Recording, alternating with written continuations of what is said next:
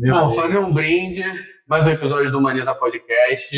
Estamos aqui reunidos. Agradecer mais uma vez nosso parceiro Master, Barbearia Big King. Obrigado aí pela sessão do espaço. Estamos aqui hoje reunidos para comemorar, não sei se é bem a palavra, né? Mas para relembrar, para conscientizar. E a gente está no mês da consciência negra, que é o mês, é a data e que a gente precisa lembrar todo dia, mas a gente começa o projeto com essa perspectiva, né? E a gente trouxe um convidado aqui super especial para esse que é um dos primeiros episódios do Humaniza Podcast. Ele é jornalista com 10 anos de formação, integrante do portal antirracista Notícia Preta. Recentemente ele ganhou o 9º Prêmio Sebrae RJ de Jornalismo na categoria Texto, com uma matéria sobre empreendedorismo negro e feminino através da história. Ele é mestrando do Programa de Políticas Públicas e Formação Humana da Universidade Estadual do Rio de Janeiro, querido UERJ, onde pesquisa relações étnico-raciais e formação policial. Ele atua na Secretaria de Direitos Humanos de Niterói, onde coordenou o Programa de Educação em Direitos Humanos, e na Subsecretaria de Promoção de Igualdade Racial, a SUPIR, onde desenvolveu políticas públicas voltadas para o combate ao racismo e ações afirmativas. Atualmente trabalha na Alerj e, além disso, é casado e pai de 2 meninas. Bem-vindo, Jersey Simon. Valeu, meu amigo. Obrigado. Salve, Jersey. Obrigado pelo convite. É uma honra para mim estar aqui. Obrigado a vocês aí por esse convite. E é isso, vamos trocar, vamos juntos, né, nessa conversa, nesse bate-papo também, saudar os ouvintes, as ouvintes, né, que estão com a gente nesse podcast, dizer que vai ser uma alegria estar aí com vocês. Valeu, cara. Então, a gente tem de praxe, né, uma pergunta que parece simples, mas ela é um pouco inquietante, que é: quem é o Jersey, né? Quais são suas origens, sua raiz, de onde você veio? Conta um pouquinho pra gente. Meu Deus. Eu falava, né, antes que eu não tenho muito costume de falar sobre mim, né? Não tenho muito costume de ficar fazendo essa memória, mas é importante a gente fazer memória, né? E só diante de uma pergunta dessa é que a gente para pensar, caramba, quem eu sou, né? De onde eu vim? Quer dizer, são perguntas existenciais, né? O que eu posso dizer é que o Jersey é um jovem, né? Não sei se tão jovem mais, né? Mas eu me considero jovem, né? Um jovem que vem de Macaé, no interior do estado, do Rio de Janeiro, né? E que vem aqui para Niterói, para o Rio, né? Para poder tentar a vida, a sorte, digamos assim, né? Mas que sai de lá do interior do Rio, que vem de uma família muito, muito feliz, graças a Deus, assim, né? Tenho pais, né? Meus pais ainda são vivos, né? Na minha casa sempre teve muito amor, claro, né? Como uma família humilde, né? Mais pobre, passávamos alguns perrengues, mas sempre teve o básico, né? Teve comida na mesa, graças a Deus, ao trabalho, ao esforço dos meus pais, e também educação. Eu acho que isso sempre esteve presente na minha casa, na minha trajetória, né? Então eu acredito muito na educação, né? Como fonte de libertação, né? De resistência, para a gente poder chegar aonde a gente quer chegar. Então eu acredito muito na educação. Então acho que esse é o Jersey, hoje um homem realizado, pai de 2 meninas, casado, né, com a Carla. Agradeço muito a minha mulher por estar aqui hoje, porque se eu estou aqui é porque tem uma mulher em casa com as crianças, com certeza. Porque o filho é dos 2, né, eu sempre falo isso onde eu vou. Inclusive, outro dia eu fui fazer uma palestra em Florianópolis, e aí o meu amigo chamou minha atenção, porque eu falei isso 4 vezes na mesa. Não, eu quero agradecer minha mulher, isso aqui. Ele falou: cara, você tá com medo da sua mulher? Tem alguma coisa disso? Tá bom, respeito, gratidão, um pouco de tudo. É um pouco de tudo, né? Mas enfatizar que a gente tem filhos, né? E que a educação das crianças é uma responsabilidade de quem faz a criança, né? Seja o homem, seja a mulher, o casal, enfim. Então, se eu tô aqui é porque minha mulher tá em casa. Então, eu sou um pai realizado, um esposo realizado. Eu sou um cristão, né? Eu sou um cristão católico, muito atuante na Igreja Católica. Minha militância, inclusive, começa na Igreja Católica, tentando perseguir os ensinamentos de Cristo, né? O amor, a justiça, a igualdade, né? A paz. E é isso, acho que esse é um pouquinho... Como a igreja ela faz muito parte assim, né, do desenvolvimento da galera na adolescência, na infância. A gente estava trocando ideia aqui semana passada e acho que foi um dos primeiros pontos que eu toquei também. Quando eu falei de infância, eu falei de igreja. Sim. Falei que eu frequentava muita igreja, minha mãe assim, dava aula de catequese e tal. É muito importante para a formação, independente da religião que seja. Exato. Quanto do senso ali do pertencimento, do isso. Tá agregado em alguma...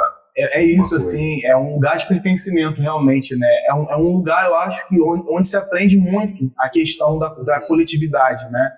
Onde você aprende muito a questão da união, né? Da solidariedade. Eu acho que eu aprendi muito, muito isso na igreja. A questão de ser solidário ao meu próximo, né? De realmente sofrer com quem sofre, chorar com quem chora, sorrir com quem sorri. Eu acho que eu trago muito isso dessa minha experiência religiosa. Entendi. E com que idade, mais ou menos, você veio para o Rio? Você tem essa lembrança? Sim, não faz tanto tempo assim. Aproximadamente 10 anos, né? 10 anos. Então, eu me formo em 2012 em jornalismo, e aí em 2013 eu venho para o Rio para trabalhar na Jornada Mundial da Juventude. Foi um grande evento que o Papa Francisco, primeiro ano do pontificado do Papa Francisco, ele vem ao Brasil, né, para se reunir com jovens do mundo inteiro. E aí eu venho para trabalhar na organização desse evento, né? Lógico, né? Uma das pessoas, uma das centenas de milhares que organizou, que trabalhou, que se envolveu. E aí eu venho e fico, né? E aí quando eu venho, eu já saio de Macaé namorando a minha esposa, que é de Caxias. Eu conheci ela em Caxias, fui buscar longe a mulher. Fui buscar longe. Outra coisa da igreja, né? Porque não tem muito fronteira, né? Então a gente ia para tudo quanto é canto do Rio de Janeiro, do Brasil, do estado, andava muito, conhece muita gente, faz muitos amigos. E acabei encontrando a minha atual esposa, minha esposa, né? E saio de lá, ela já estava namorando ela, venho para cá, e aqui muito também por causa dela, eu resolvo ficar. Falei, se eu voltar para Macaé, acho que esse namoro aqui não vai ter muito futuro não, né? Porque realmente é longe, é distante e tal. Então tem um pouco disso e também de trabalho, né? Então eu encontrei um trabalho, comecei a trabalhar como assessor parlamentar, comecei a trabalhar com comunicação política, tudo isso depois de 2013. Fiquei. Ficou de vez. Vai fazer 10 anos que eu tô morando em Niterói, inclusive. Nunca saí de Niterói. E como é que foi essa escolha pelo jornalismo, assim? Porque eu acho que a gente estava até falando isso semana passada também, que a escolha da profissão nunca é algo fácil, né? A gente é sempre meio que colocado nessa posição, né? Pelo menos eu penso de uma forma muito precoce, assim. A gente às vezes não tem muita noção do que a gente quer e tal. Como é que foi um pouquinho dessa escolha? Muito boa pergunta. A gente não tem muita noção nem de quem a gente é, né? Imagina 10 anos atrás. 15 anos. Exato, cara. Jovem ainda, formação de caráter, formação de, né, consolidando algumas coisas na cabeça. Mas eu acho que eu sempre quis ser jornalista, assim. Isso é muito legal isso, assim. Eu falo com gosto. Que é uma coisa que quando criança, eu já brincava disso, assim. Sabe, eu brincava de apresentar jornal, não sei o quê. Eu queria muito televisão, era meu foco. Acabei que eu não fui para esse lado, né? Mas para essa área de atuação, mas eu meio que sempre quis ser jornalista, fazer jornalismo, né? E muito curioso também, acho que vem um pouco disso, de querer saber das coisas, né? De buscar o fundamento, a verdade e tal. Então acho que está muito no radar do jornalista, né? Não deixar pergunta sem resposta. Eu tinha muito isso, assim, né? Mas a pessoa falava, eu ficava, mas por quê? Ela é o chato do rolê, né? Mas por quê? Mas por quê? E aí acho que vem um pouco disso, assim, dessa curiosidade. Entendi. Eu sempre quis ser jornalista. Maneiro. Isso é bom, né? Quando já vem de cedo, assim, de tipo, não, quero ser isso, assim, porque eu nunca tive muito isso. O meu foi uma situação meio que ao acaso, assim mesmo, eu gostei muito de ler, aí eu tava no quartel, e aí, pô, no quartel a galera é muito rigorosa com tipo, não, isso aqui tá não sei aonde é dito isso e tal. E aí eu comecei a questionar, pô, por quê? Qual é o fundamento? Enfim, e aí foi esse o desafio. Mas, cara, eu queria saber de você, você é o primeiro da tua família a ter ensino superior, da tua família já teve? Como é que é essa relação? Não, da minha família já teve. Inclusive, você falando aí da questão da relação, né, dessa relação de escolher a profissão e tal, eu lembro, assim, de que eu não tinha muitas referências, justamente porque na minha casa, entre os meus pais e também os familiares próximos, não tinha essa questão das profissões que passa pela universidade e tal. Então, a minha mãe, por exemplo, ela é empregada doméstica até hoje, né? Inclusive, esse ano ela decidiu que vai parar, não quer mais ser empregada doméstica, não quer mais isso. Chega, cansei, falei, tá tudo bem, mãe, é isso aí mesmo. O meu pai, ele é pintor de automóvel, né? Inclusive, muito bom pintor de automóvel. Faz um jabá do que é lá em Macaé. Quando precisava ter o carro, qualquer coisa. Vai deixar o telefone embaixo. Exatamente. E aí, não tinha muito essa referência da profissão que como a gente conhece, o advogado, o médico, A minha irmã, ela foi a primeira a quebrar esse ciclo, assim, essa barreira. E ela foi ser enfermeira, né? Foi cursar uma faculdade privada, né? Mas foi a primeira pessoa que eu vi, assim, sair um pouco dessa caixa, desse lugar que meio que tem preparado, reservado pra gente, um lugar social de subalternidade, né? Embora eu sempre soubesse que eu tinha um outro horizonte, eu meio que sabia assim, não, cara, acho que eu sempre fui muito sonhador, né? Então eu já sonhava com televisão, eu já sonhava com alguma coisa a mais. Mas a minha irmã foi a pessoa que eu vi quebrando essa parede de concreto e falou, não, eu vou, inclusive com muita dificuldade para pagar a faculdade, com muita dificuldade, porque a faculdade era em Cabo Frio e era em Macaé. Aí pegava o transporte da universidade, um transporte lá que a prefeitura dava, ia todo dia, voltava para Macaé, 2, 3 horas de viagem, indo e voltando. Muita força de vontade, né? E venceu minha irmã e tal, então foi a minha primeira referência, assim, né? Mas da minha família, eu sei que eu sou o primeiro a fazer um mestrado, isso eu sei. Bacana. Eu já procurei fazer, assim, pegar no meu raio ali de familiares próximos, e eu sei que ingressar na carreira acadêmica, né, um mestrado, doutorado, eu estou quebrando esse paradigma. Assim. Legal, cara, legal. A gente vai falar um pouquinho disso ainda, mas o que eu queria saber também de você é o seguinte, quando é que você despertou para a questão da raça, de ser preto, da dificuldade que o preto passa em todas as situações sociais, de entrar, de fazer uma faculdade, de quebrar certos ciclos? Aconteceu alguma coisa ou essa consciência vem de casa já? Como é que foi isso? Então, é muito curioso isso, porque não vem de casa. Essa consciência não vem de casa. A gente no geral, não se fala disso criticamente dentro das famílias no Brasil, né?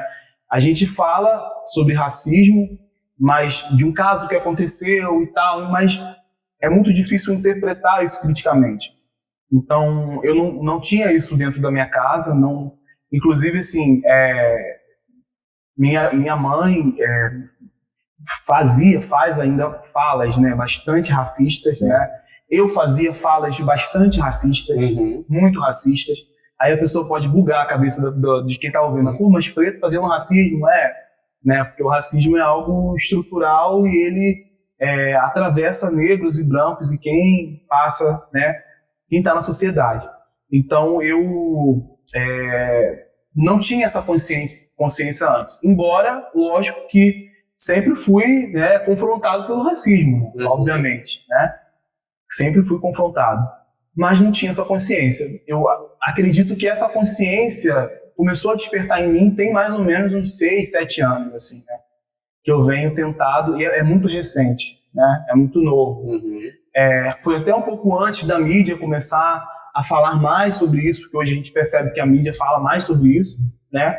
Mas essa consciência em mim, ela despertou, essa consciência crítica, né, racial, ela é mais recente, digamos assim, né? E não teve um episódio que eu dissesse assim, não, eu sofri isso, passei por aquilo, né? Não teve um episódio Você tá falando de episódio, eu acho doido justamente hoje, né, que a gente foi gravar, que a gente veio aqui pra gravar esse episódio. No começo da manhã a gente não ia gravar esse episódio e tal, a gente tava com outra agenda, o Vini já tava querendo te trazer há um tempão e tal, mas a gente ia falar de cultura preta, a gente ia trazer os afro-ribeirinhos e tal. E aí, pô, de manhã eu pensando nesse lance do podcast, pô, rezando pra que desse tudo certo, que tu conseguisse vir. Aí eu fui levar a minha esposa pra fazer um exame de manhã, ali no centro do Rio. Aí levei ela pra fazer o exame e tal. Eu parei numa vaga, bem em frente a uma delegacia de polícia civil, e o taxista falou pra mim, amigo, aí é da polícia. Eu falei, não, só vou deixar ela ali e vou voltar. E aí foi o que eu fiz. Eu entrei com ela no laboratório, deixei ela lá dentro, voltei para buscar o carro, arrumei o estacionamento rotativo desses aí, paguei o carro e vim de novo pro laboratório. Ela já estava lá dentro me esperando. E tinham várias pessoas lá, era cedo, né? E aí quando eu entrei de novo no laboratório, que aí eu entrei sozinho, entrei sem a minha mulher, aí o segurança já encostou, fala, meu amigo, tudo bem? Posso te ajudar? Tá precisando de alguma coisa aí? Aí já uma pensão, né? Eu falei assim, eu acabei de entrar e sair, entrei com a minha esposa, ela tá ali dentro, ele olhou, confirmou. Ah, valeu. Cara, ele não. Eu acho que esse cara não sabe que tá sendo racista, mas ele tá sendo racista, saca? Ele é um segurança, é raro de você encontrar, um segurança branco, tá? Mas senhor de terno e gravata, enfim, aí ele já. Entrei meio esbaforido, né, daquele sol, aí ele já veio, opa, aquela tensão no ar, e talvez ele não saiba, mas realmente a sociedade, ela pressiona o cara a ser dessa forma, talvez. E assim, a gente, que é negro, né, com toda uma preocupação, isso que é muito, e o racismo ele adoece a gente muito por isso também, né, toda uma preocupação de não causar um constrangimento, né, é muito louco isso, né, é muito louco. Eu sempre falo sobre isso, né, eu criei meio que um trauma, porque eu estou tentando trabalhar isso, né? Vou até levar para terapia. Ótimo. Levar para terapia. Mas, cara, eu criei meio que uma fobia de andar atrás de pessoas brancas na calçada. Não, atrás. Porque eu tenho a impressão de que a pessoa sente que eu estou a perseguindo. E eu não quero causar para essa pessoa esse constrangimento. E também não quero passar pelo constrangimento de sofrer uma violência racista. Então isso é muito louco, né? Isso é muito louco. Eu tenho um pouco dessa fobia, né? De bolsa no mercado. É isso, assim, né? É isso. Evito ir ao shopping de chinelo de dedo e de bermuda. Coisa que é muito normal para uma pessoa branca no Rio de Janeiro, né? Todo mundo vai no shopping de bermuda e chinelo de dedo. O preto não, sabe? E a gente aprende isso em casa. Andar sempre com documento, não sair hipótese nenhuma. O documento é clássico, mas além do documento, Vini, tem a parada do andar bem vestido, entre aspas, né? Passa um creme na perna, sua canela tá russa, né? Não vai de chinelo de dedo nem de bermuda, você vai no shopping, né? Não sei o que e tal. Então, assim, não tem como você não ser atravessado pelo racismo. Hoje eu tenho essa consciência. Há 10 anos atrás eu não tinha. Sim. Né? Então, é possível tornar-se negro à medida que você vai entendendo a sociedade que você vive, que é uma sociedade estruturalmente racista. Né? Então, assim, lógico que você não acorda um dia, oi, sou negro. Não, você sempre é negro, né? Passando pelas questões que o racismo te apresenta. Por mais dificuldades que as pessoas brancas passam, etc.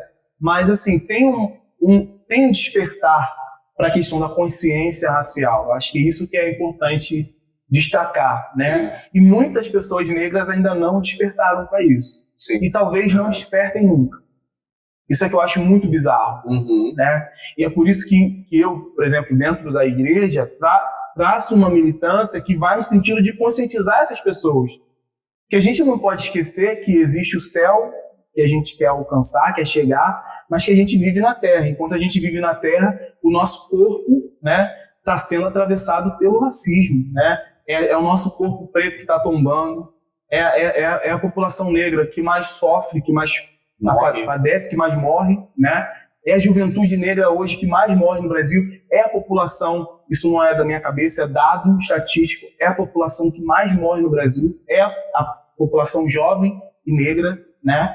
Então, 73% das vítimas de violência policial hoje, letal, são jovens negros. Então, a gente não pode deixar de falar sobre isso. Né? Não tem como não pensar nisso. Uhum. E essa pergunta, cara, eu acho que quando eu pensei nela, assim, foi no seguinte sentido, né? Às vezes a gente tem a impressão que quem defende determinadas pautas, né, determinadas bandeiras, sempre defendeu aquilo ali a vida inteira, o que faz desde pequeno e tal. E a gente sabe que a gente que desperta para alguma coisa, aquilo ali não aconteceu desde o berço, assim, sabe? Por exemplo, hoje eu tenho me debruçado mais em estudar questões relacionadas à masculinidade e tal, né? Tenho tentado ressignificar a minha masculinidade, coisas que eu aprendi de relacionamento, de relação com dinheiro, de afeto, de relação com outros homens também. E, pô, Vini, isso aconteceu há muito tempo? Não, a gente estava falando das nossas trajetórias e ele falou, pô, quem é o Vinícius? Cara, eu despertei ali no início da pandemia, tem muito pouco tempo, assim, que eu digo que eu despertei. Eu sempre fui um cara maduro, consciente. Com 14, 15 anos eu estava me relacionando, conversando com uma galera muito mais velha, porque eu tinha maturidade, só que eu não tinha consciência social, eu não tinha consciência de classe, eu não tinha consciência relacionada às coisas de raça, gênero. E a gente também conversou semana passada que a gente não tem o hábito, pelo menos eu não sei se você tinha, de ter conversas profundas sobre essas questões. Né? Uma coisa que eu acho que é muito comum da masculinidade é que a gente não aprofunda sobre questões que precisam ser aprofundadas e a gente conversa tudo de uma forma muito rasa, muito superficial. Então a questão do racismo, não, pô, para com isso, cara, isso aí não foi nada demais não e tal, não sei o quê, só porque, pô, mas tudo mesmo, né? Então a gente vai tratando tudo na brincadeira, tudo no, sabe? E é muito sério, né, cara? E é muito sério. O resumo é um mimimi, né? Exato, vitimismo, né? Exato. E assim, a gente sabe que hoje existe uma galera, né, um viés político, uma ideologia política que quer tratar todo mundo como se todo mundo fosse igual. E a verdade é que não. É erradíssimo você tentar colocar todo mundo, né, no mesmo saco e tal, e não entender essas questões, porque isso tem muito impacto social na nossa vida, né? Perfeito. Eu acho que o Brasil ele conseguiu fazer isso com excelência porque a gente sabotou a nossa educação, mano, de uma forma. Verdade. Assim, a história você tem que decorar. E história é um saco. Esse negócio de história aí, ó. E professor de história é tudo maconheiro cabeludo. E é tudo marxista. Esse negócio de marxismo aí vai virar comunista. E esse teu professor de história aí é sempre um cara demonizado. Não, bom, mesmo esse teu professor aí do cursinho pré-habilitar aí, que é, sei lá, das contas da aula de matemática. Exato. Então, vai se demonizando certas profissões, porque a intenção é que acabe mesmo, cara, sabe? Não adianta, porra, tu tá de teoria da conspiração. Não. É muito mais fácil você sabotar a base, deixar o cara bem habitolado ali para acreditar só no que você fala, Exato. sabe? Isso é uma marca do capitalismo, né? Isso é uma marca do neoliberalismo, principalmente, né? É uma racionalidade, assim, que vai formando as pessoas num pensamento hiper individual, individualista. Eu tenho trabalhado muito isso em mim, né, e tentado estudar ao máximo essa questão, né, e tentado também conversar muito sobre isso com as minhas filhas, né, uma de 3 anos e uma de 3 meses. A de 3 anos cedo, isso você tá começando. Não, eu vou jogar pra cara da mãe, só eu quero peito, pô. Vamos falar sobre consciência de classe.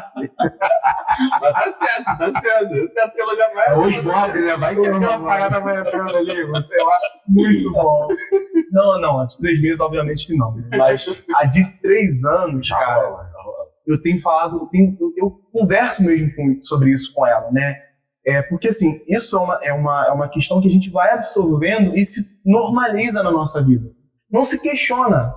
Não se questiona a questão da individualidade, do individualismo, a questão da competitividade, da competição entre as pessoas. Sim. Ou seja, você começa a ver o outro como um inimigo sempre, né? Isso começa na escola, a competição da nota, a competição de quem faz um trabalhinho melhor, de quem tem as coisas melhor do que o outro.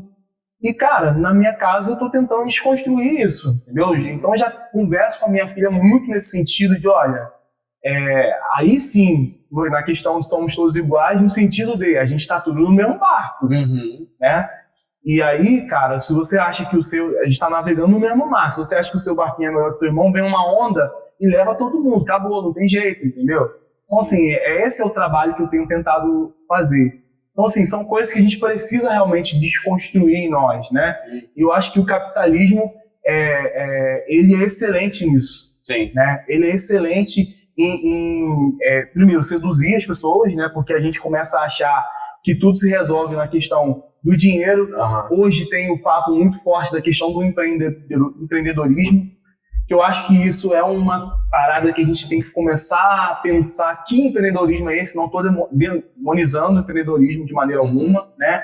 Mas eu acho que a gente tem que começar a refletir, né? Até que ponto isso é uma estratégia, né, neoliberal, e até que ponto isso de fato é uma forma de fazer as pessoas serem independentes, né, conquistar os seus sonhos, os objetivos. Não tem problema nenhum em conquistar sonhos, objetivos, prosperar, é o que todo mundo quer nessa vida. Pretos e brancos, e amarelos e pardos, né?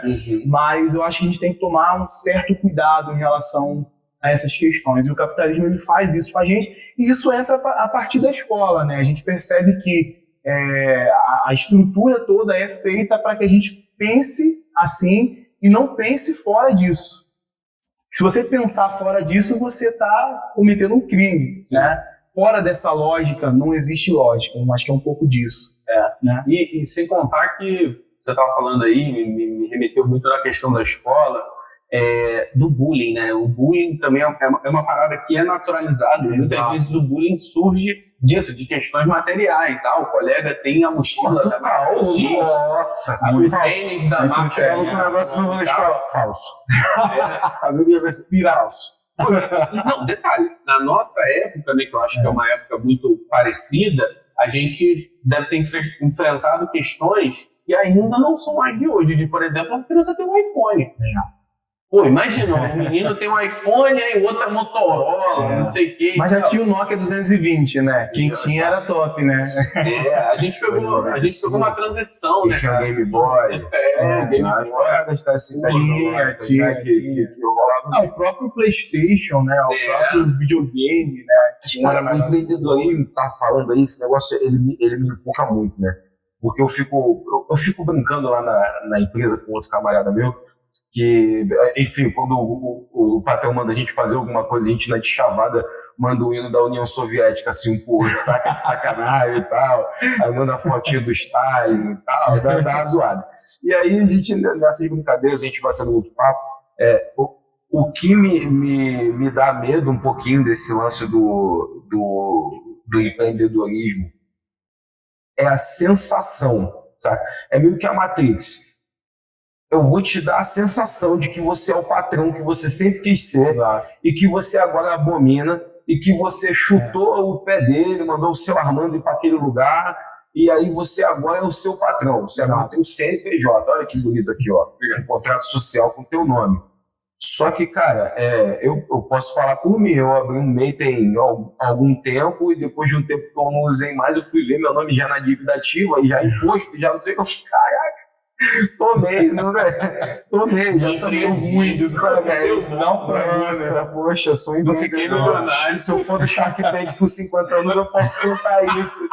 Olha, eu fui meio entre na dívida ativa, foi top. Aí depois eu montei um podcast. Mas, cara, é a sensação de que você é o patrão, cara. Sabe? É foda, cara. Não, e assim, quando o cara que é Uber e o cara que entrega o iFood começa a achar que é empreendedor, mano, a estratégia dos caras deu muito certo. Não, exato.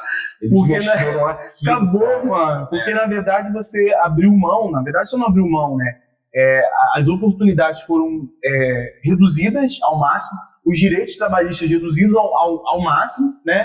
E você acha que dessa forma está empreendendo. Na verdade, você não está, sobrevivendo. Você está sobrevivendo e tem alguém ficando muito, muito rico numa lógica que se reestruturou, o que é muito louco, né? Eu acho que é isso que o neoliberalismo faz com as mentes da gente, né? Eu acho que hoje é tipo o capitalismo 3.0, né? Ele consegue colocar na sua mente coisas que acho que se você parar para pensar realmente e refletir, cara, não, isso não é por aí. Mas o neoliberalismo consegue. E é muito fácil de fazer dar certo o neoliberalismo, o capitalismo, esse pensamento, porque assim, a maioria tem uma vida precária. E aí você vai estimulando essa coisa romantizada, né, de não, vai lá, empreende, acredita em você. Você tem que dormir pouco e trabalhar muito. Você trabalha enquanto eles dormem. Acorda 5 horas, isso aí. Acorda 5 horas da manhã, corre 10 quilômetros. Acorda 5 horas da manhã, corre 10 quilômetros. Toma um banho de gelo. Toma um banho de gelo e tal, senta 7 horas, trabalha. Cara, essa coisa. E aí você pensa, você falou, como surge o empreendedorismo, né? O que é ser empreendedorismo? O que é ser uma pessoa bem-sucedida profissionalmente no Brasil? É muito dessa lógica. Exato. E aí a gente entra na mesma lógica do individualismo, do acúmulo de bens e tal. Sim. E fala, primeira grana que você tem, quero comprar um carro, quero comprar uma moto, quero comprar uma casa, quero dar uma casa para minha mãe e tal. E aí tudo vai se resumindo a isso. E aí eu acho que eu entendo um pouco dessa galera que às vezes chega no final da vida e fala, dinheiro não compra felicidade. Porque é um pouco disso, cara. É um pouco disso. Compra bens materiais satisfazem um pouco da tua alegria, da tua necessidade. Cara, mas se você faz isso, você não tem família, você não tem amigos verdadeiros, pessoas que estão contigo porque, querem estar perto de você e tal, você não tem nada, isso você não compra, essa é a verdade.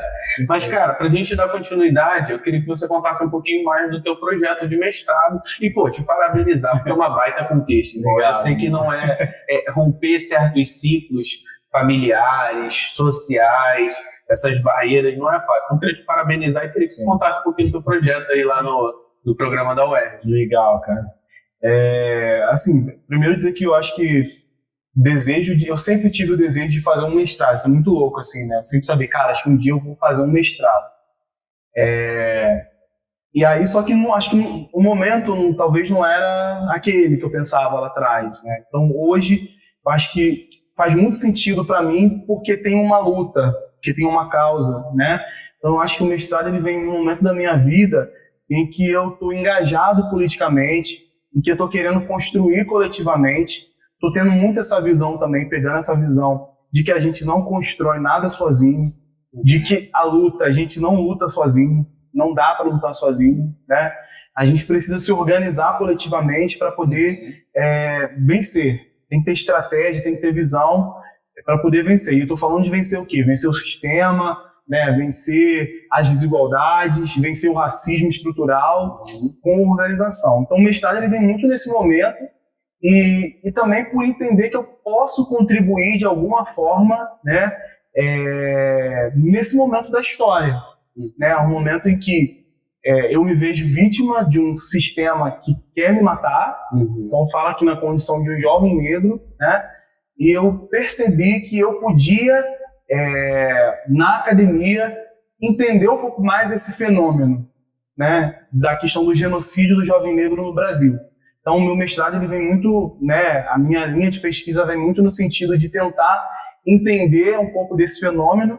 E aí eu falei, que viés que eu vou buscar, né? Eu estava trabalhando na Secretaria de Direitos Humanos de Niterói, trabalhando com educação em direitos humanos. Eu falei, cara, eu vou para formação policial, eu vou tentar entender por dentro da polícia como é que isso se estrutura, né?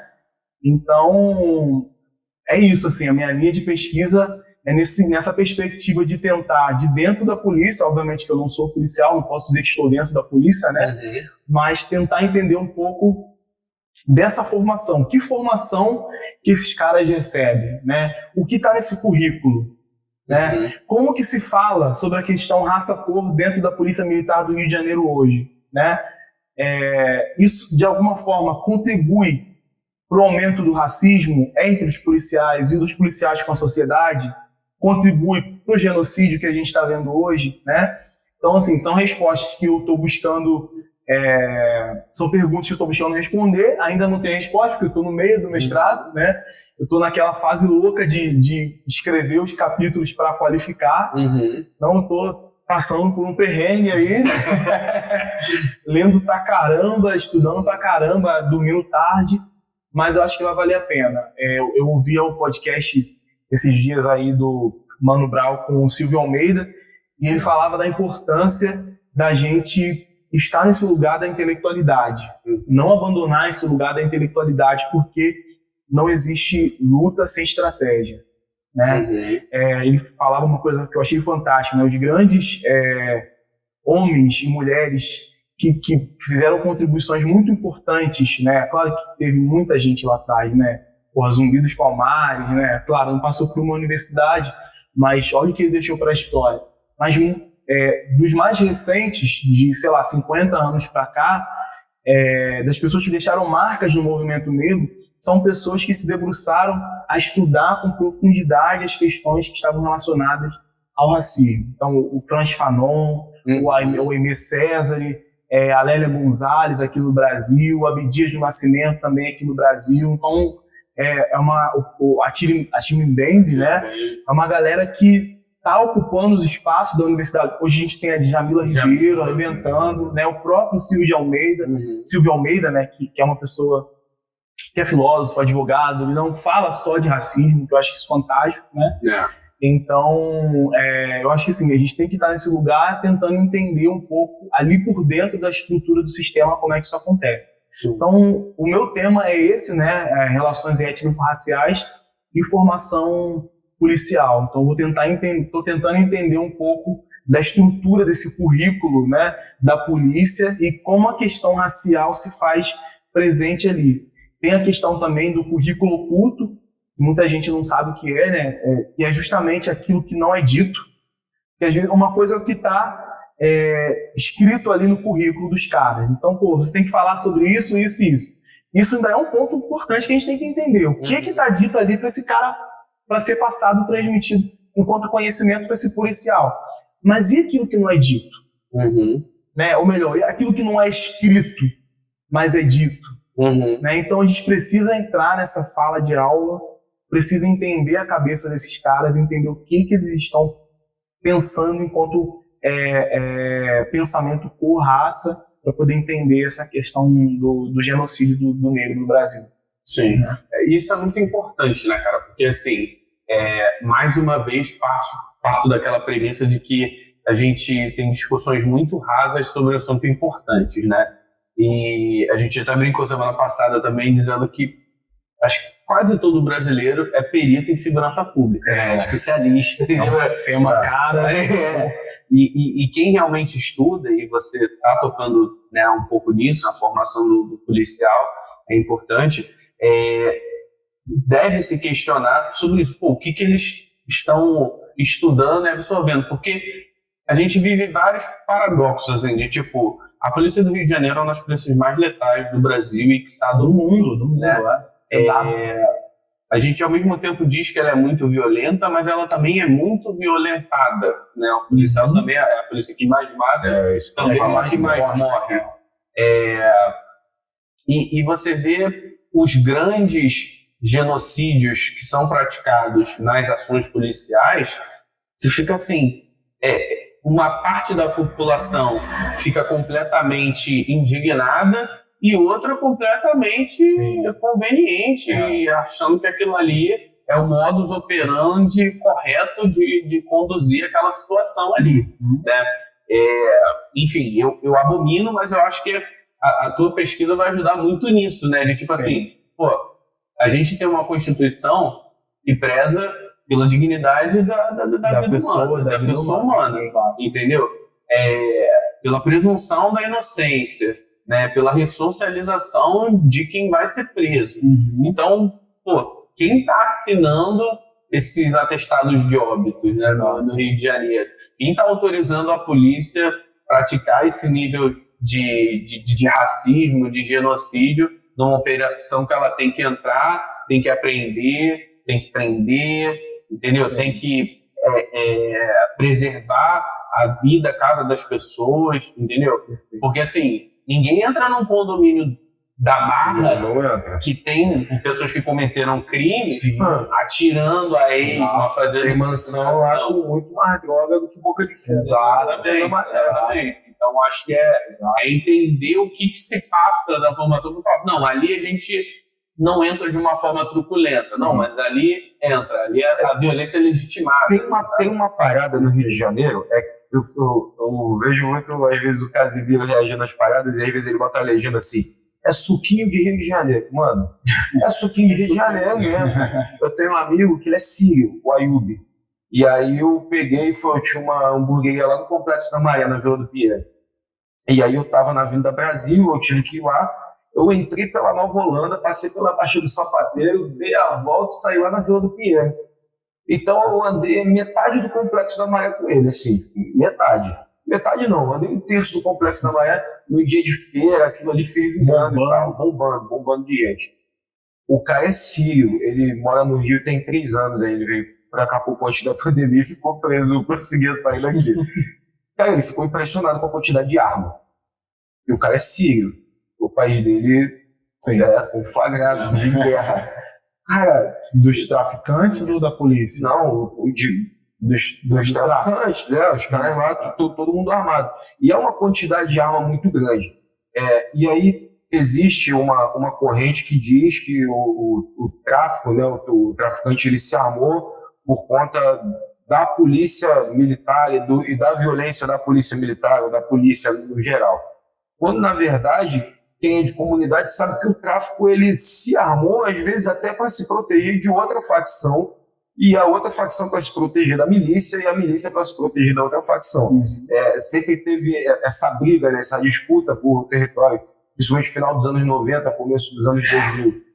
E a polícia, muitas vezes, ficava no meio disso, a polícia, muitas vezes, era conivente para um lado, um batalhão ou um destacamento era comprado para ajudar determinado lado, e no meio dessa parada toda fica um morador, né? Sim. E eu conheço muitos policiais, enfim, muita gente que estudou comigo viu polícia, e aí o que você escuta, né, dos caras pô, bicho, a gente estava lá no cenário de operações e tal, e na minha cabeça é assim, cara, é o bairro que mora o fulano, Beltrano, a tia Ciclana. São as pessoas, né? Sabe? A vida as das pessoas. né? O cara, pô, às vezes eu vejo pessoas contando, nossa, a gente derrubou a laje da mulher com um tiro pra cacete de ponto 30. Eu falo, cara, tu derrubou a laje de uma pessoa, sabe? Assim, tinha um cara aqui em cima que tava tirando tiro, mas assim, se a gente for voltar lá atrás e falar assim, cara, não era pra tu tá aí, sabe? Esse é o pensamento. E aí é quando eles se revoltam comigo. Mas assim, a grosso modo, não era pra você estar aí. Aí é um bairro igual Alphaville. Aí é um bairro igual o Mansões da Barra. Você não chega no Mansões da Barra, como o Vinícius bem falou, né?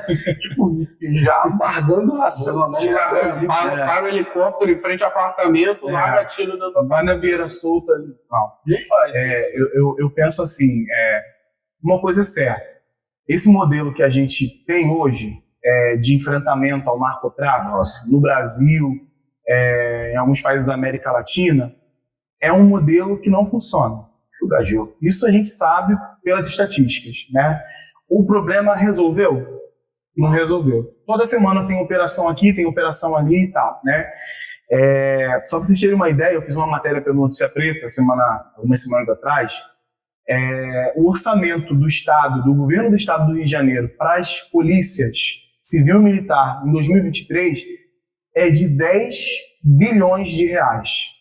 Saúde 9 e alguma coisa, educação 9 e alguma coisa, polícias 10 e alguma coisa.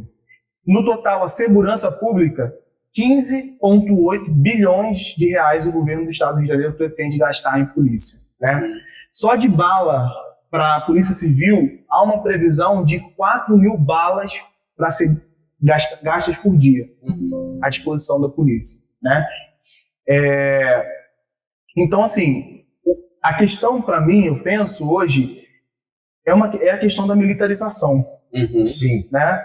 Sim. Não estou dizendo aqui, não estou defendendo aqui que tem que se desarmar a polícia, acho que isso é um outro rolê. Uhum. Não é isso, né? Mas a questão é que a militarização da segurança pública, ela não é o único caminho para se resolver o problema da violência. Uhum. Então a gente precisa pensar em outras alternativas inclusive que deram certo nos lugares onde havia mais violência no mundo. Uhum. Né? Medellín é um exemplo disso, Sim. na Colômbia, Sim. Ciudad Juárez, no México, Nova York, né? Nos Estados Unidos. Então, você enfrenta a violência de muitas formas. Por quê? Porque a gente entende que a violência é um problema social multicausal. Uhum. Ou seja, tem muitas causas. Uhum. Então não é só com bala, com arma que você vai resolver esse problema. Essa, inclusive, é uma das críticas às UPPs, né? Uhum. Por que não deram certo? Porque Por isso não morreu. entrou, cara, o que tinha que entrar, entendeu? Social, Exato, o acesso à cidadania. A gente tem uma Constituição que é uma Constituição cidadã, que prevê o quê? A participação das pessoas nas políticas públicas. Uhum. Hoje, quem pensa a política pública, e acho que vem um pouco daquilo que vocês falavam antes, é a classe política jogando para a plateia, tentando resolver uma questão muito pontual. Claro, a violência, ela é alarmante, ela é alta. Claro que quando eu sou assaltado e levo meu celular, eu fico puto pra cacete, Uhum. né? Mas a gente tem que entender até que ponto esse tipo de política resolve, né? Sim. Então, pelo que a gente tem percebido, há mais uma questão eleitoreira, né, para ganhar voto, e isso vem muito, muito forte na década de 90 e hoje muito também, De novo. né, de novo, muito forte com o bolsonarismo, né, uma demanda popular por justiça, entre aspas, né. Na verdade, o que se quer é resolver um problema muito complexo de uma forma muito rasa. Esse é um dos problemas maiores do Brasil, né? A gente quer resolver um problema de 100 anos, né? Sentando bala Exato. nos outros E o que a gente sabe é que quem mais sofre com essa política é a população negra e a população pobre, né? Que é o que o Achille Mbembe vai chamar de necropolítica, Sim. né? Que é justamente você empurrar essas pessoas para um lugar onde naquele lugar você suspende os direitos. Que o Vini é advogado, né? Que é a questão do estado de sítio, Sim. né? Então, cara, o que é mira na cabecinha? Porra, a mira na cabecinha é um governador no estado do Rio de Janeiro autorizando a sua polícia a matar deliberadamente, sem nenhum tipo de... Porra, liberou a pena de morte agora? Pode pena de morte no Brasil? E tem aquela imagem do Witzel correndo, lembra daquela... Cara, aquilo é uma coisa assim... Aquilo ali é um grande exemplo que não deveria ser exemplo. Exato. Né? Tendo a Constituição cidadã que preza a vida, a dignidade da pessoa humana e um cara que é representante de um Estado comemorando daquele jeito... A morte, né? Realmente. E a teoria do Achille Mbembe a gente viu muito em prática também na pandemia, né? Você legitima a morte. Exato. Você legitima a morte de determinados grupos. Exato. A morte, ela é compreensível em várias determinadas situações, né? E assim, as operações na favela é um grande exemplo disso. O que aconteceu em termos de demora para aquisição de vacina e coisa foi um exemplo disso. Bolsonaro legitimou a morte da população, né? Ele debochou. Ele fez várias ações, né? Ele teve vários comportamentos que podem ser enquadrados como uma necropolítica. A demora na aquisição de vacina, o deboche, o não incentivo à utilização de máscara, colocar a população para ir para a rua, né, essa coisa toda. Então, assim, é isso. Acho que foi isso que a gente viveu. Mas voltando um pouquinho para a questão da raça e tal, essa questão da polícia acho muito sensacional. A gente gosta muito de falar muito. Mas eu também queria saber, cara, assim, nessa questão da raça, do povo preto, quem te inspirou, assim? Ou você também não teve alguém? Mas, assim, eu particularmente tenho um cara que eu admiro muito, que é o meu grande exemplo, não só da questão da raça, né, mas de toda a luta por direitos humanos, que é Martin Luther King. Assim, ele para mim é um cara que eu li a biografia dele e, cara, ele para mim foi um cara que, sei lá, ele para mim é quase um santo, assim, porque eu acho que numa época de muita tensão social, de muita violência, ele me pareceu um cara que foi muito criticado por isso, né, mas que tentava sempre lembrar dos princípios pessoais e religiosos que o guiavam, né? Isso é importante falar, mas que ele pregava, mesmo diante da tensão, ele tentava pregar o amor, o respeito, a não resposta com ódio, com raiva e tal. Tem muita gente que critica, né? Eu queria que te ouvir um pouquinho. Cara, você acertou na mosca. o Martin Luther King também sempre foi uma referência para mim, né? Além dele, também tem o Mandela, né? Um cara que me inspira demais. Nossa, o Nelson Mandela me inspira demais pela resiliência, pela resistência dele na cadeia durante anos, né? Muitos anos, e depois voltar e ser presidente da África do Sul. Mas o Martin Luther King, talvez pelo exemplo de homem cristão que ele era, né? Então, assim, como homem cristão, eu não posso não fazer alguma coisa, sabe? Então, eu acho fantástico os discursos dele, eram pregações que ele fazia, né? E ele relacionava com a questão bíblica, né? Tem uma que é lindíssima, que é do alto da montanha, que ele contempla a Terra Prometida, que na verdade a Terra Prometida para ele é o fim da segregação racial, né? E ele diz, até faz essa analogia com Moisés e Josué, né? Que Moisés não chegou a ver, não chegou a tocar na Terra Prometida, ele viu lá de cima, mas não tocou. E meio que foi o que aconteceu com Martin Luther King, né? Ele foi junto com todo mundo, marchou ali em Selma e tal, fez aquele discurso lá em Washington, mas foi assassinado, brutalmente assassinado, não chegou a ver o fim da segregação racial, né? E é uma analogia muito bonita, né? Para um cristão. Então, eu acho que me inspira muito no sentido de, cara, eu tenho que fazer alguma coisa. E cara, falando para um país como o Brasil, e é formado majoritariamente por cristãos, né? Você ter a reprodução do racismo é uma coisa muito séria, né? A gente, enquanto cristãos, eu estou me colocando nesse lugar, a gente precisa ter esse despertar social, né? E ver, cara, como Cristo agiria diante dessa situação, entendeu?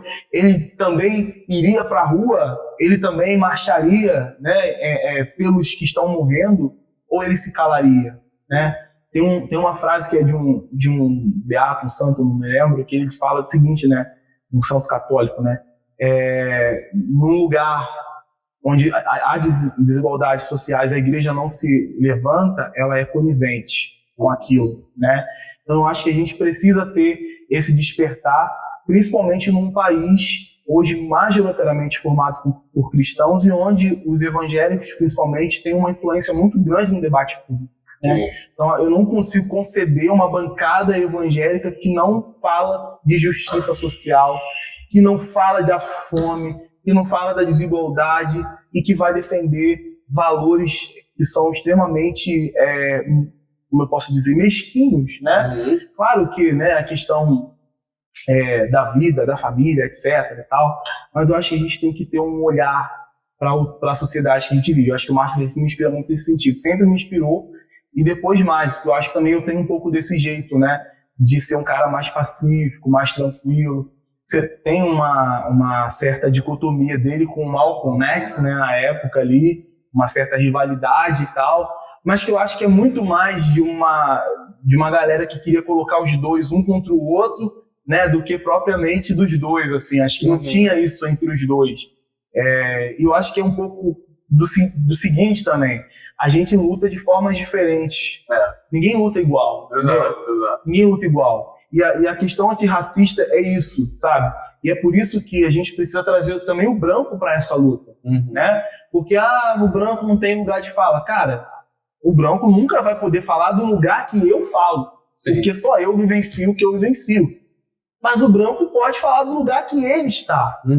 E que lugar é esse? É o lugar da branquitude, né? É o lugar de quem detém os privilégios, é o lugar de quem precisa se conscientizar que está, né, socialmente à frente das pessoas negras, porque as estatísticas comprovam isso, né? Então eu acho que existem formas diferentes de lutar, mas a gente tem que estar junto nessa luta. Sim, né? E a gente não pode deixar de mencionar também que tiveram muitas mulheres, né, importantes, assim. Eu sou muito, muito, muito fã da Angela Davis. E posso tirar um pouquinho de onda dizendo que eu assisti a uma aula dela na minha especialização em Direitos Humanos. Fui aluno da muito bom. E, cara, ela é uma figura, assim, que acho que acabou sendo uma vítima de dessa coisa de criar o estereótipo, né, enfim, de ser ali dos Panteras Negras e tal, aquela coisa como um todo. Mas é uma grande mente pensante que também atuou muito, foi presa. Exato. Ela começou a militância muito jovem, né? E foi presa. Foi perseguida, depois perdeu a liberdade. E ela tá muito atualizada, assim, sabe? A Davis é uma pessoa fantástica nesse sentido, assim. Ela tá muito ligada na questão de outras relações que cruzam a questão racial. Então, a questão de gênero, né? A questão contra a LGBTfobia, é algo que ela tem sempre falado. Sim. Então, assim, é uma pessoa que ela ainda é uma referência, sempre será, mas ainda é por conta dessa questão de não ter se deixado, não ficou só no discurso racial, né? Ela consegue perceber outras questões que atravessam as pessoas. O que me chamou muito a atenção foi o como ela gosta e é atualizada da nossa própria cultura. Ela consumia muito Lélia Gonzalez, né? Várias autoras negras falavam do Amadir Nascimento. E eu fiquei, caraca, cara, olha que interessante, porque ela rompeu o viés de gênero e social do país dela para estudar o que outros negros sofriam em outros países, enfim. E isso me chamou muita atenção. E, cara, uma figura que a gente não comentou, mas que eu vi que você gosta muito também é o Papa Francisco, né? O Papa Francisco é uma grande referência, cara. Uma grande referência. É um cara diferenciado, assim, né? Eu acho que é o cara certo pro momento certo da história que a gente está vivendo. Eu também. Né? E eu acredito em profetas, assim, não no sentido daquele que detém a verdade, que vai guiar as pessoas, não. Mas, cara, o que é a profecia, né? É a voz que se levanta contra o consenso, para conduzir as pessoas para um lugar que elas não estão vendo, né? Então há uma cegueira muito grande aí. O Papa Francisco ele é muito valente porque ele enfrenta o neoliberalismo, ele é muito louco nesse sentido, né? Ele é uma voz pela questão da justiça climática, totalmente avesso.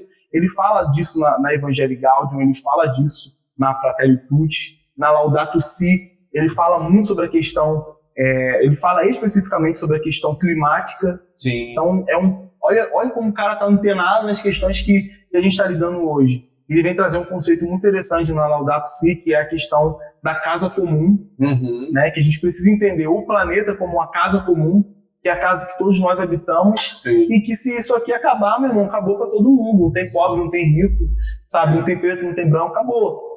Então, assim, é um cara que me inspira muito nesse sentido, assim, né?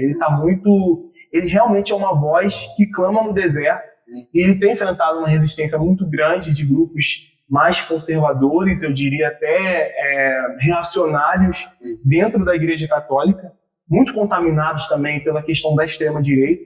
Tem uma ala, inclusive, da Igreja que não reconhece o papado de Francisco, né, que fala que... Sério, existe hoje uma galera que chama sede vacancista. Não, sede vacantista.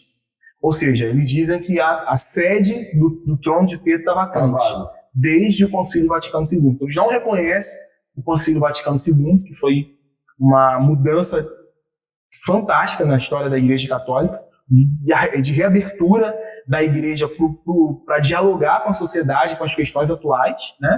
Eles não reconhecem isso, são extremamente retrógrados, atrasados, querem voltar 10 passos para trás, né? E eles não reconhecem o papado do Papa Francisco. Dizem que o último Papa foi Pio XII, Pio XI. Se eu não me engano, né? Nem João Paulo II eles reconhecem. É muito louco, assim. O papa deles é o Padre Kelmo. Muito bom. Hoje demorou um pouquinho mais pra você cancelado. A gente tem uma apostinha aqui de quantas vezes a gente vai ser cancelado e quem vai ser mais cancelado. Quando tá na frente, Você tá ganhando, né? Não, cara, isso é unânime, mano. Isso é unânime. Muito bom, cara. Muito bom. Cara, deixa eu só falar de uma pessoa que eu não posso deixar de falar, que é a Carolina Maria de Jesus. Ah, sim. Cara, essa mulher, ela é fantástica, assim, a história dela. Eu indico para quem quiser aprender um pouco mais. Existe um livro dela que chama Quarto de Despejo. Né? É um livro super simples de se ler, mas de uma profundidade muito grande, né? Porque ela vai narrar a vida dela com os filhos na favela, né? E é uma mulher que foi premiadíssima ali na década de 50, 60 e tal, né? Foi para fora do Brasil, uma das primeiras mulheres negras a despontar na literatura, né? E a gente não pode deixar de lembrar de Carolina Maria de Jesus, né? Eu não conhecia esse nome, cara. Porra. Ela era catadora de papel, e aí ela escrevia, né, ela amava a leitura. Então, ela até durante um tempo trabalhou na casa de um médico lá em São Paulo, né? Ela foi moradora da favela do Canindé, uma das primeiras favelas de São Paulo, cheia de retirantes, negros, nordestinos e tal, ali nas margens do Rio Tietê. E aí ela adorava ler, então ela aprendeu a ler, ela cursou a escola, um pouco da escola, mas aprendeu a ler muito na casa desse médico. E aí, cara, ela, tudo que via de revista, de livro e tal, na rua, ela catava e ela lia compulsivamente e escrevia. Escrevia com ortografia errada e tal, só que isso, cara, passa ao largo, isso não tem, sabe? E ela fala questões profundas da fome naquela época, é quase que uma cartografia, assim, para entender o Brasil da década de 50. Ela fala dos políticos que iam na favela só em época de eleição, olha a visão da mulher, né? E ela tem umas sacadas, assim, cara, muito engraçadas. Ela fala, hoje eu vi as estrelas e a lua contemplando o brilho cintilante, não sei das quantas. Aí, do nada, ela manda assim, e só é interrompido porque minha barriga roncou, tô morrendo de fome, sabe? Uma parada tipo assim, ela consegue ir lá na poesia e ela volta pra realidade, sabe? Isso só é interrompido porque eu tô com fome. Sabe, então... E é um tapa na cara. É um tapa na cara. Eu li esse livro, toda noite eu chorava, mano. Porque é muito louco você ver a luta de uma mulher negra, mãe, solo, né, favelada, catadora de papel, com os filhos, 3 filhos, e ali, sabe, uma história muito impressionante, assim, né? Eu presenteei uma amiga com esse livro e eu falei pra ela, termina de ler, depois me empresta, eu vou cobrar. Devolve pro Vinícius, tá? Não, presenteei ela, eu falei, só me empresta depois. Ela, não emprestou até agora. Já vi que foi presente, né? Já vi que ele comprou pra ele. E na verdade ele te emprestou. Tá usando eu com as minhas filhas, mas a minha filha já conhece a Carolina Maria de Jesus antes de você, tá vendo? Ela tem o livro, né, infantil da Carolina Maria de Jesus. Ela conhece essa história todinha da Carolina Maria de Jesus. Muito louco. Esse é muito bom, cara. Muito bom. Cara, uma coisa que eu queria ouvir de você, e que eu acho que não é uma coisa fácil de falar, mas é assim, na tua concepção de vida e diante de tudo que você aprendeu, que você vive, qual é a melhor forma de combater o racismo, assim? Porque quando eu vejo, às vezes, uma matéria, né, de um ato muito violento, por exemplo, recentemente teve aquele do Ed, né, que é um comediante, e no condomínio ele foi super violentado, vítima de racismo lá, de uma mãe com um filho e tal. Eu fico pensando, tem que ter punição. Beleza, mas resolve. O que mais? Então, assim, eu quero ouvir realmente de quem está nessa luta também, me qual é a melhor forma? O que você acha? Assim, eu sei que não tem uma receita de bolo, mas na tua opinião, o que você acha o melhor caminho? Cara, eu acho que assim, são múltiplas estratégias, né? Eu acho que são muitas frentes. porque é um problema muito complexo, né? Como eu falava antes, é um problema estrutural do Brasil, né? No Brasil, e a gente precisa de múltiplas estratégias para poder vencer essa questão, né?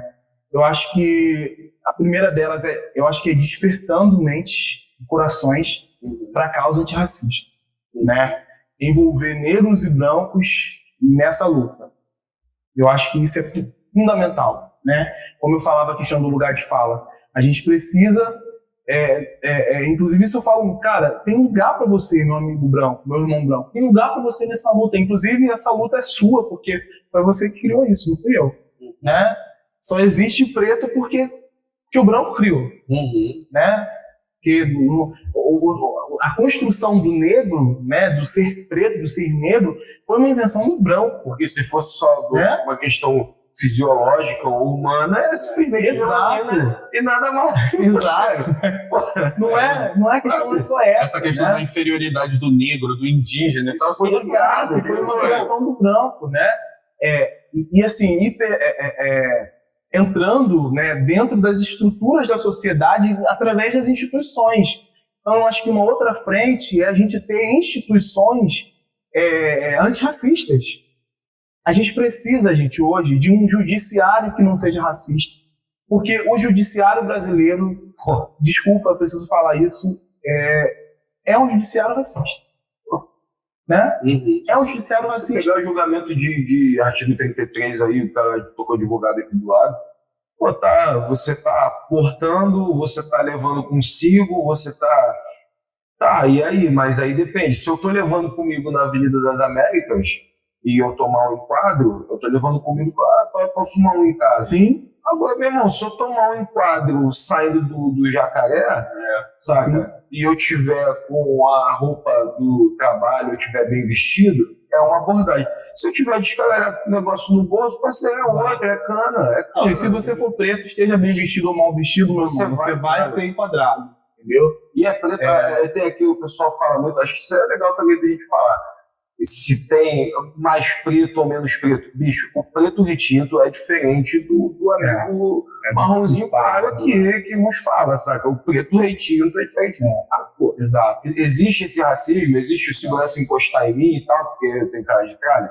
Existe. Mas a cara de tralha, cara de tralhas é isso mesmo. Tipo, você não tem aquela feição fofinha, pele alva, cabeça raspada, cara de maluco assim, tu tem o cabelinho. Irmão, é tralha. Os caras é tralha, sabe? Exato. Então isso é muito complicado, cara. Você viver numa sociedade dessa maneira, porque você simplesmente pode ser preso por um motivo muito mais banal do que um cara branco.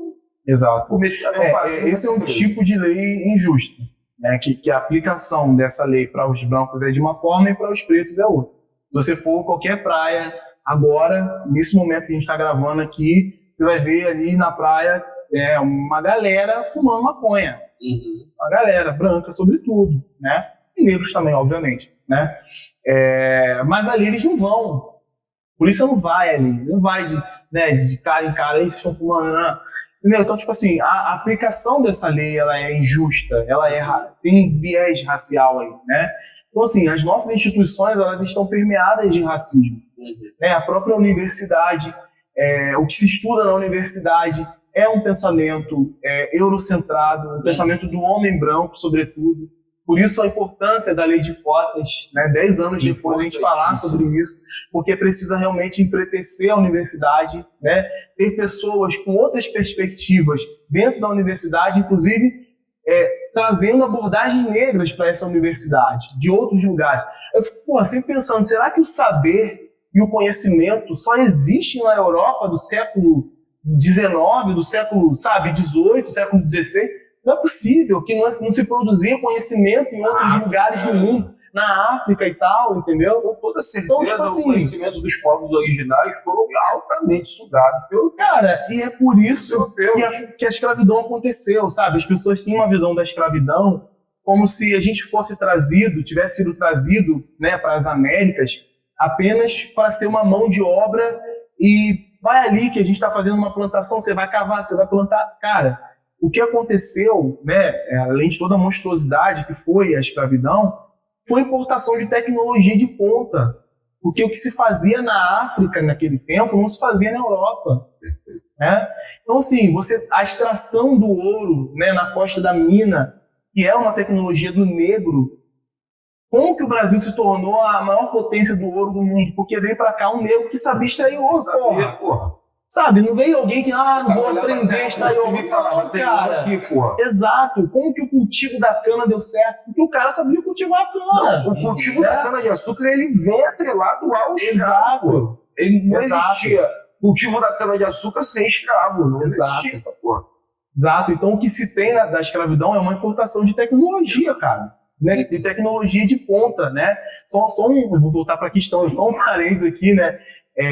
Teve um período da história, né, ali pelo século X e tal, que o Cairo, ele era o maior centro comercial do mundo. O Cairo, na África. Muito mais do que Gênova, do que Constantinopla, do que, né, Turim, enfim. Era um lugar onde se comercializava muito ouro, né? Então, e séculos depois, você vê a África extremamente desenvolvida no sentido da agricultura, da agronomia. E a Europa, no século XIV, XV, XVI, o que era a Europa, cara? O que era a Europa? Claro, se você tinha toda uma produção de conhecimento e tal, mas economicamente era uma região agrária, atrasada, retrógrada, subdesenvolvida. Tal, né? Então você precisa buscar essa tecnologia em outro lugar, né? Uma vez não podendo entrar por dentro, eu vou pela costa, vou buscar esses caras pela costa, vou trazer, porque dentro havia muita resistência, né? Os negros resistiam, né, de forma bravamente ali, e na costa não tem muito o que fazer, você captura, leva e acabou, né? E aí você teve um tráfico com 13 milhões de pessoas trazidas para as Américas. Só no Brasil, 5 milhões de negros, né? Há uma estimativa que 50 milhões de negros morreram ao longo das travessias. Isso mudou a rota dos tubarões no Atlântico, por causa dos corpos que iam sendo jogados no mar. Mudou a rota dos tubarões, meu irmão. Saca? É uma coisa muito pesada, né? Muito pesada. Mas voltando para a questão, eu penso que são muitas frentes que a gente precisa empreender para poder chegar nesse lugar, né? De conquistar alguma coisa. Primeiro, lembrar que essa luta tem que ser organizada, né? Por isso, há toda uma desconstrução, o que a extrema-direita, o que a direita faz em muitos momentos, de deslegitimar os movimentos negros. Eu tinha uma visão muito deturpada dos movimentos negros, sendo que foram os movimentos negros que lutaram para que eu estivesse aqui hoje, cara, falando com você. Em primeiro lugar, vivo, né? E depois com acesso à educação na universidade. Eu não entrei por cotas na UERJ, mas dezenas de amigos que entraram. E que bom que tem essa política pública brilhante, e que é uma questão de acesso. Sim. Né? Então, cara, a gente tem que se organizar coletivamente. Não existe luta sem organização coletiva, não existe luta individual. A gente não vai vencer esse racismo sozinho. A gente tem que se organizar. A gente tem que se organizar fazendo com que as instituições reajam à questão racial. Então, a polícia, o judiciário. A gente precisa de um pacto, né, realmente nacional, e aí eu acho que a gente tem uma chance, né, tem muita esperança nesse momento com o governo Lula, criando-se um Ministério da Igualdade Racial, né, de que a gente consiga ter órgãos governamentais, uma estrutura de Estado menos racista. Eu acho que assim a gente consegue lograr isso nessa questão. Então acho que são muitas frentes, cara. Muitas frentes. E educação, mano. Educação antirracista da base. Tudo é sobre educação, né, cara? Porra, tudo passa pela educação e passa da educação com os pequenos, sabe? É uma questão de você questionar na escola do seu filho, da sua filha, se a questão racial está incluída no projeto pedagógico da escola dos seus filhos. Se tem professor preto, se tem aluno preto, se fala sobre isso. Sabe? Aqui a gente fala sobre racismo, mas fala como? Me explica. Que livros você tem na sua biblioteca que fala sobre racismo? É só no 20 de novembro? Ou isso faz parte do projeto pedagógico da escola? Então, cara, é toda uma engenharia que a gente precisa construir, né, muitas frentes para enfrentar esse problema, que é um problema estrutural, ou seja, né, que está na estrutura, na base do nosso país. Né? É isso, cara. Pô. Aí já se sabe. Não veio aqui à toa. Eu ia te pedir, cara, queria saber se você, antes da gente ir pro nosso último quadro, eu queria saber se você já deixou um grande recado, mas eu queria saber se nessa data que é importante, né? Eu ouvi muito, né, consciência negra, não, é a paciência negra e tal. E realmente, né, cara, eu como branco, né, eu entendo que determinadas questões já estão ultrapassadas, assim, do ponto de vista de, pô, não preciso te explicar isso, né, e eu concordo. Mas, assim, sem querer ser clichê, mas já sendo, nesse 20 de novembro, que recado você deixaria, assim, nessa tua passagem aqui com a gente, que, pô, tá sendo brilhante, obrigado, Eu que agradeço. que recado você poderia deixar, assim, para todo mundo, né, sobre consciência negra?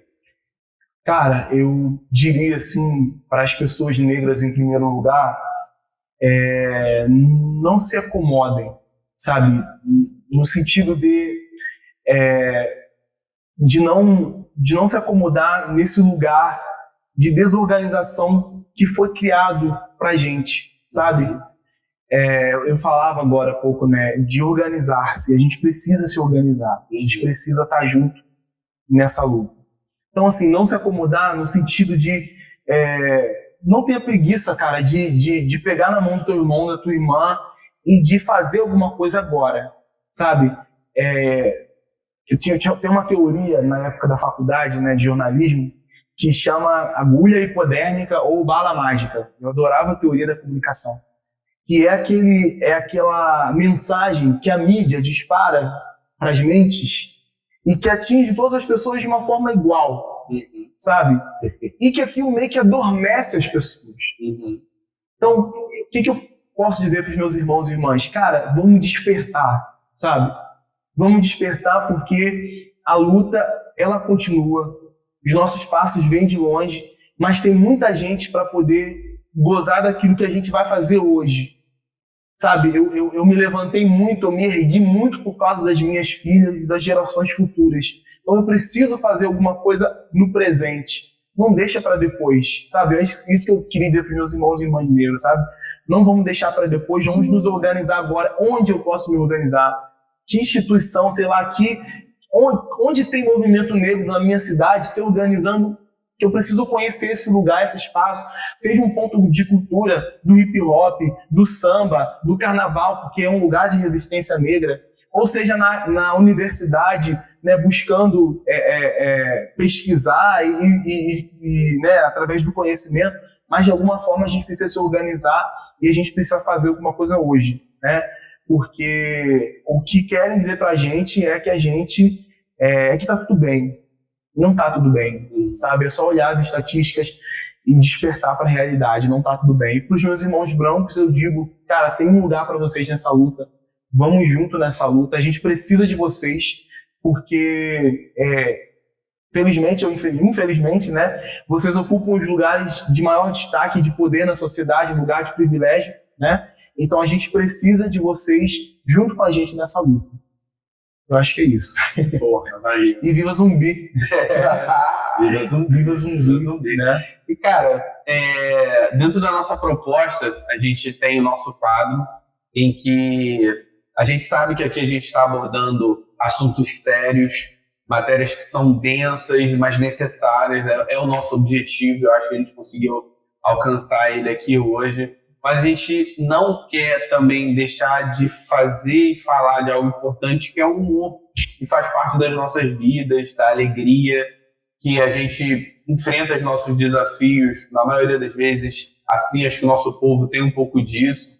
Talvez, às vezes, no momento esteja um pouco triste, né?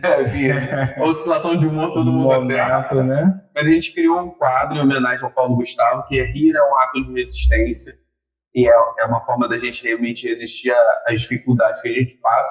E a gente queria saber se você tem alguma história assim, que te vem à mente, da infância, da adolescência, algo engraçado, e não relacionado ao tema que a gente falou aqui hoje, mas de namoro, de, sei lá, qualquer coisa assim, cara, que vem à mente que você queira contar assim, porque, tipo, No último episódio, deixa. a gente contou uma história bem trash aí, de dor de barriga. Foi na sua mão, então. Já fui reconhecido numa festa. Foi você que foi o cara que cagou em frente ao Senac? Foi você que cagou em frente ao Sesc. Eu falei, Sesc não, colega, Senac. Foi você mesmo? Foi. A gente tá nesse nível. Nesse Senac. A tendência é piorar, mano. Daqui pra frente é pra trás, né? Sabe como é que é? Ladeira abaixo, de reto. Cara, eu não sei se eu vou contar, é tão engraçado, irreverente, cara. Mas, assim, eu acho que tem um pouco a ver com a minha infância, assim, né? Com a minha história de criança, né? Eu sofri até um certo bullying, né? Porque eu fazia isso, que eu dançava, cara. Eu dançava... Nossa, que loucura isso que eu... Não acredito. Mano, onde é que eu fui desenterrar essa merda? Você arrancou o negócio dos outros nesse quadro, né? Então, cara, eu já fui jacaré, né? Bonitinha da minha... Que isso? Eu fui jacaré do Tchan, do grupinho de dança, assim, da minha rua, né? Antigamente nos bairros tinha muito essa coisa da festa da rua, né? Principalmente fantasiado. era festa junina e tal, cara. E aí tinha um El Tchanzinho, assim, né? E tal. Nossa, puta. Mano, eu dançava, né? Eu era o jacaré. Porra, mas eu sofria muito bullying. Então eu tive que parar, assim, né? Eu falei, cara, isso não dá pra mim, não. Eu preciso pesar. O jacaré é o meu respeito. Não, ou eu sou jacaré, ou a rapaziada, né? E tem muito isso, assim, né? A coisa da questão da dança, né? Acho que é da dança mesmo, do dançar. Do homem dançar. Muito relacionado à questão da homossexualidade, né? Do cara ser gay, não sei o que e tal. Eu acho que eu sofria tanto bullying, eu falei, cara, eu não vou dançar mais não. Né? Mas, porra, eu já dancei muito, cara, em comício não, mas comício é coisa de política, né? Não, mas assim, trio elétrico e tal, cara, eu dançava muito. Eu era o jacarezinho, cara, E tem uma coisa meio hilária que eu lembrei aqui agora, que vocês vão rir, ou vão me odiar, mas assim, cara, eu não gosto de raça negra. Raça negra eu também não gosto, cara. Eu também Sério, não irmão? gosto. Isso, cara, bate aqui. Duas coisas. Deus é bom. Eu não me emociono quando toco evidência. Não me emociono quando toco evidência. Meus amigos vão bater, mas não sai lugar nenhum. E eu não gosto de raça negra. Não é por causa da raça negra, é por causa da galera da raça negra, tá? Sei lá, não conheço nem os caras direito. Mas, porra, aqueles arranjinhos, mano, de pagode, anos 90, não sei o que. O negócio meio. Parece meio um tiro teclado. E hoje você sabe que tem uma coisa muito clássica, né, com relação à raça negra, que é o clássico do samba, do pagode. Aí fizeram uma roupagem nova pra essa música, né? Mas, mano, mano. Olha, você pode botar um arranjo, você pode botar um arranjo maravilhoso ali, mas, pô, DJ não dá pra mim, cara. Você sabe? Pouco conhecendo do raça negra que eu gosto muito, que é Gente Felina. Cara, essa música é hilária, depois procurei Gente Felina. Mas eu acho que o raça negra ele virou um puta clássico, assim, um puta case, meu velho.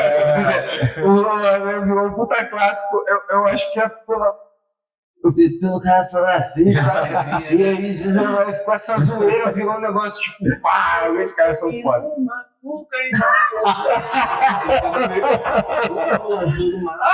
Essa música é um clássico, velho. Vai no pensamento. Não é porque eu não gosto e não conheço. Não, para não gostar, tem que conhecer.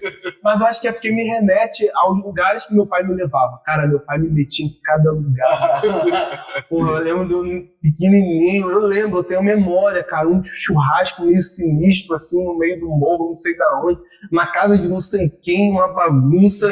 Então, sinistro. Cara, e assim, eu não queria ir, porque eu queria ficar em casa, fazendo qualquer coisa, aí meu pai me levava. Então, assim, eu acho que eu trago essa memória, né? Acho que a música faz isso, ela te lembra nesse churrasco, tava tocando o quê? Raça negra, é lógico, é lógico. Porra, meu pai me arrastava também pra furada, mas aí é pra poder ter desculpa, né, com a minha mãe. Com a mãe. Não, eu tava com moleque, não Tava com o moleque. vou fazer nada. Tava com o moleque. Gente, é isso. Agradecer mais uma vez. Pô, passou rápido, hein, cara? Cara, a resenha é muito boa. Cara, é igual o Judas. Queria ter mais tempo, eu ter mais tempo, 1h30, queria ter mais tempo. Agradecer você mais uma vez, cara, pelo teu tempo, tua energia, disponibilidade. Pô, pai de 2 meninas, fazendo mestrado, trabalhando. Então, pô, obrigado por ter vindo aí trocar um pouquinho com a gente. Agradecer nosso apoiador master também, a barbearia Big King. E é isso, mais um episódiozinho de Humaniza Podcast.